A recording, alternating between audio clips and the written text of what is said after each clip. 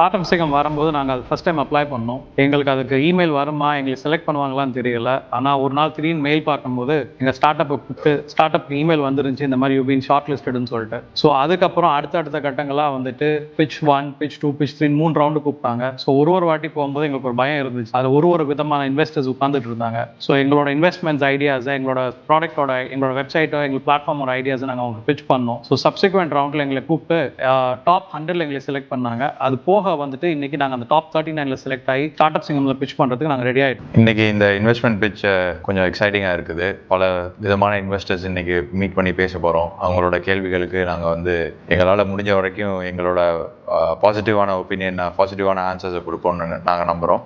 இந்த investment pitch and start up சிங்கம் மூலமாக எங்களோட விசிபிலிட்டியும் நல்லா கிடைக்கும் அப்படிங்கிறதை நாங்கள் நம்புகிறோம்.